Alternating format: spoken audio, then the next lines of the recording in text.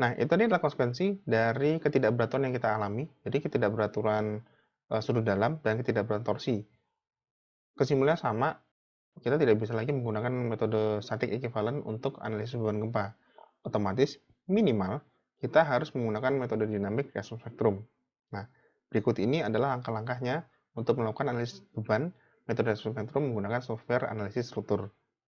Nah, langkah pertama dari analisis beban gempa menggunakan metode response spectrum, ya kita pertama harus mendefinisikan dulu bagaimana response spectrumnya. Nah, definisinya ada di sini. Ini response spectrum ya. Nah, di sini kita bisa pilih menggunakan acuan yang itu diacu dalam SNI gempa kita, gitu ya. Itu ada di sini. Nah, jadi SNI kita 1726 2019 itu acuan normatifnya adalah satunya adalah ASCE 7 tahun 2016 seperti ini. Nah, kebetulan ini ada ASCE 7 2016 seperti itu. Kita add new function seperti ini. Nah, nilai SS, S1 dan nilai long period transition period ini kita ambil dari response spectrum dari sini. Sebentar. Nah, ini. Untuk nama kota kita ganti Yogyakarta gitu.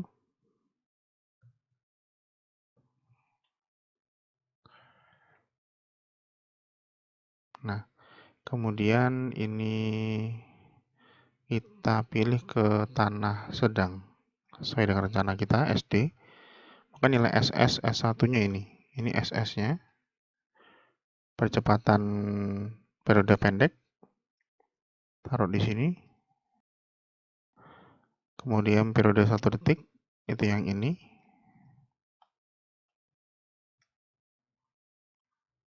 Seperti ini. Kemudian long periodnya kita TL-nya adalah 6 detik.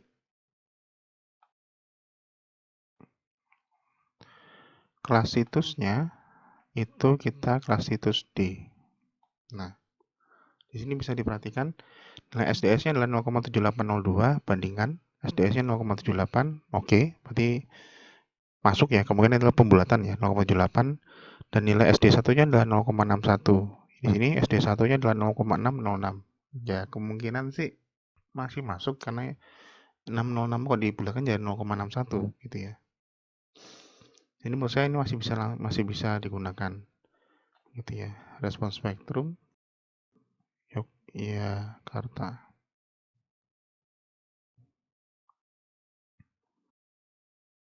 Baik, kedua, setelah tadi kita mendefinisikan fungsi dari response spectrumnya, grafiknya seperti apa.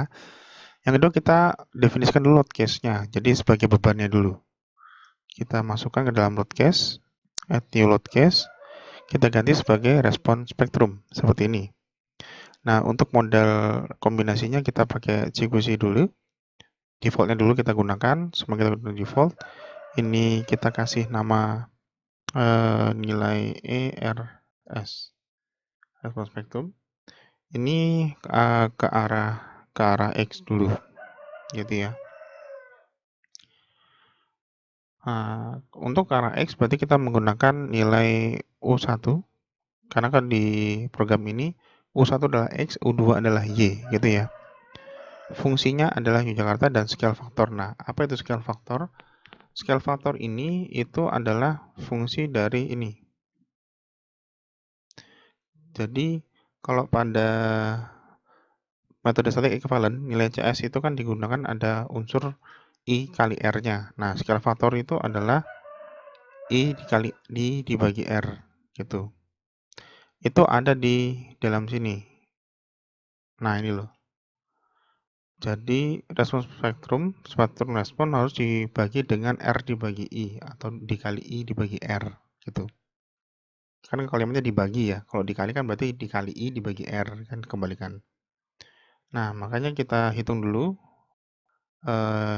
I per R-nya adalah 1, faktor kepentingan kita, dibagi nilai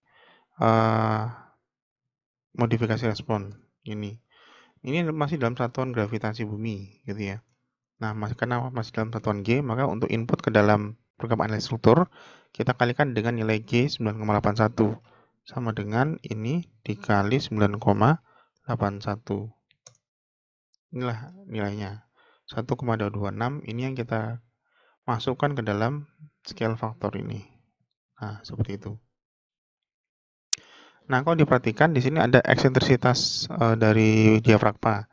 Nah, untuk yang ini kita pilih 0 dulu. Karena apa? Nanti saya rencananya sama seperti pada statik, pada dinamik nanti akan kita kombinasikan 100% ke arah X dan 30% ke arah Y dengan eksentrisitas hanya ke salah satu arah, gitu ya. Nah, langkah ketiga itu adalah memasukkan respons pattern tadi ke dalam analisis dinamik struktur. Jadi tadi itu kita baru langkah pertama itu fungsinya, grafiknya. Langkah kedua itu adalah mendefinisikan load case-nya. Yang ketiga adalah memasukkannya ke dalam model analisis. Jadi sehingga terhitung sebagai analisis dinamik. Caranya adalah di load case lagi, tapi sekali ini di modal. Jadi kita memasukkan respons pattern untuk dalam modal. Nah, di sini terlihat model analisisnya kita menggunakan eigenvektor seperti ini. Dengan massa bangunan ini adalah massa bangunan. Number of modalnya itu sebetulnya ini, saya mau sampaikan ini nih. Dari sebuah buku yang saya baca, maaf. Nah, ini. Jadi, saya ambil dari bukunya Pak Purbolaras ya. Nah, logikanya gini, dalam satu buah lantai itu terdapat 3 jenis displacement. Pertama yang arah X, kedua ke arah Y, dan ketiga itu adalah torsi. Sehingga degree kebebasan, degree of freedom per satu lantai itu adalah 3. Nah, kita punya 10 lantai, berarti kita punya 30 kemungkinan pergerakan lantai. Maka di sini kita isi dulu 30. Gitu ya. Kemudian plot pattern-nya kita ambil acceleration seperti ini. Yang untuk arah X. Nah, target mass participation ratio-nya adalah 99%. Itu kenapa? Karena gini. Karena SNI kita minta sebetulnya 100%. Gitu ya. Ini jumlah ragamnya itu 100% dari massa. Itu artinya target participating mass ratio, jadi massa yang ikut bergetar, itu saya diisi 100%, cuman nggak bisa. Misalnya kita modify ya. Oh, bisa nih. Kita ganti jadi 100%. Gitu. Jadi yang baik ke gempa arah X maupun gempa arah Y, itu nanti ditargetkan 100% massa. Gini. Dengan mode-nya 30 mode dulu. Gitu. Kita klik OK. Oke. Jadi yang tadi sudah kita masukkan, sebelumnya sudah masuk, modalnya juga sudah kita set, 30 modal. Kemudian kita run. Nah, di run ini yang kita perlu lakukan adalah beban det, beban adet itu perlu, karena kan untuk massa bangunan. Kemudian, karena saya tidak menggunakan massa bangunan dari sumber live ya, jadi ini tidak saya running. Beban gempa statik ekuivalen yang arah X saya running dulu. Yang arahnya juga di running untuk di pembanding. Kemudian beban respons spektrum. Ini. Seperti itu. Kita run.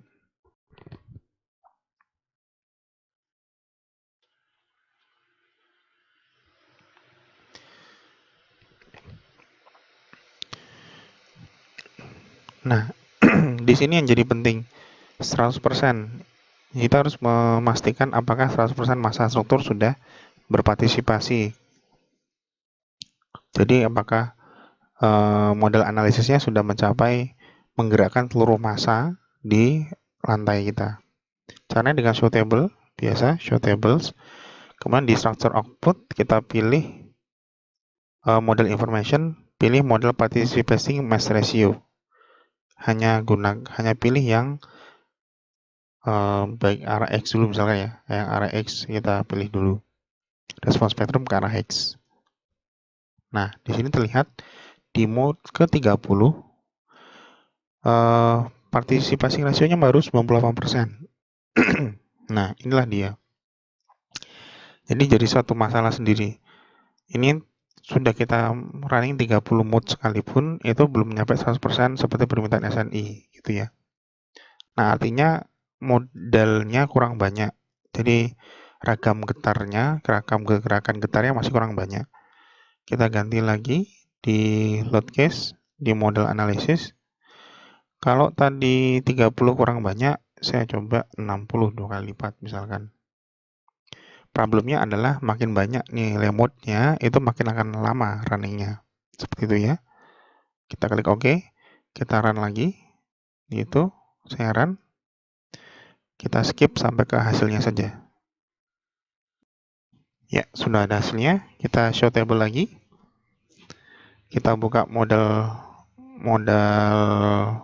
participating mass ratio hanya untuk yang RX saja. Kita lihat langsung di paling bawah. Mode ke 60 masih 99% arah Y dan 98% arah X. Bayangkan sudah 60 mode sebelum sampai 100% gitu. Maka langkah yang sama kita lepas lagi, kita perbanyak lagi gitu ya. Jadi program kita paksa untuk menghitung makin banyak untuk mendekati 100%. Tadi 30, 60 sudah, masih belum tercapai. Coba 100 mode. Gitu. Nah, makin banyak mode-nya, akan makin lama runningnya. Kita skip lagi. Apa yang terjadi? Itu adalah error gitu ya. Jadi memang karena kita tidak bisa hanya seenak hati menambah jumlah modal. Di running out of sequences di mode eigenvalue 90. Jadi ke 90 dia sudah running out gitu ya. Akibatnya itu di delete. Ini resultnya di delete gitu. Ya akhirnya ya nggak bisa kita running sebanyak-banyaknya gitu. Oke, seperti itu. Ya sudah, kita lepas. Kita kembalikan ke tadi 90 ya, maksimum tadi ya. Coba kita ganti jadi 90. Seperti itu. Kemudian kita running lagi. Nah, masih error lagi. Gitu ya. Oke, berarti ya kita kurangi lagi sedikit lagi. Kita kurangi menjadi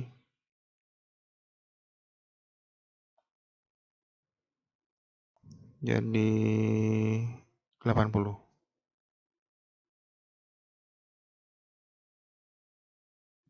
Nah, ini suka dukanya ya. Jadi tidak peraturan 100% itu tidak segampang itu ya. Nah, alhamdulillah aman, tidak keluar apa namanya? Warning lagi. Kita coba lihat berapa participating mass ratio-nya. Di model terakhir ke 80 itu mentok di angka 99% untuk arah sumbu Y dan 98% untuk arah sumbu X gitu ya. Nah, saya menggunakan pasal ini sebagai alternatif. Diizinkan untuk masukkan jumlah ragam dengan prestasi 90%. Untung ada ini. Artinya kan model saya tadi, kalau saya paksa terus dengan modalnya ditambah terus sampai ratusan pun, ujung-ujungnya hanya akan di-delete hasilnya, sama saja. Gitu ya. Nah, ternyata tadi setelah kita coba, yang model ini hanya bisa dianalisis sampai dengan 80 modal mode shape gitu ya. Dengan maksimum yang arah X 98%, yang arah Y 99%. Ya untungnya ada kalimat ini gitu, sehingga masih bisa memenuhi persyaratan SNI karena sudah lebih dari 90%, seperti itu. Perlu 80 modes. Seperti itu.